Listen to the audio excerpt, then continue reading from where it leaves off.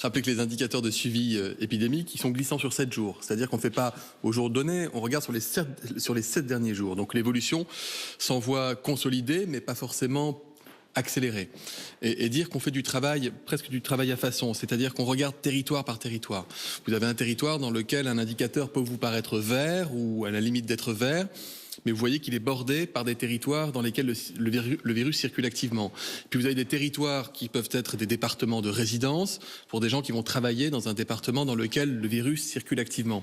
C'est pour ça que je suis extrêmement vigilant quand je présente les cartes, en expliquant bien qu'il s'agit d'une photographie à un moment donné qui tient compte des réalités de chaque territoire. Il ne faut pas se contenter de regarder les chiffres à l'état brut parce que sinon ça ne rend pas compte de la réalité des territoires. Et puis un indicateur qui sera important à partir de lundi, mais on ne le rendra pas nécessairement quotidien, il faut que ça fasse sens. On regardera en transparence, de toute façon on l'a toujours fait, on envoie nos données, on les publie sur internet, sur le site du gouvernement. Ce sera le nombre de tests qui reviendra positif par territoire.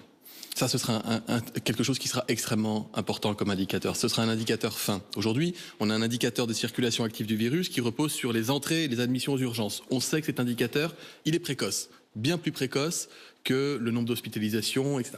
Mais quand demain, on bénéficiera d'un indicateur qui est combien de tests positifs sont réalisés territoire par territoire, là, ce sera important pour nous de pouvoir le suivre. Et puis ce sera aussi une occasion de vérifier qu'on est en mesure effectivement de réaliser tous les tests qu'on doit faire dans les territoires. Et peut-être même, peut-être même que si la circulation du virus n'est plus si active que ça dans les courants de la semaine prochaine ou de la semaine suivante, qui sait, eh bien peut-être que le nombre de tests que nous réaliserons sera d'autant réduit que le nombre de personnes à tester sera réduit. Donc toutes ces données, il faudra à chaque fois les expliquer, les inscrire dans un contexte. Les données brutes ne sont jamais très simples à appréhender.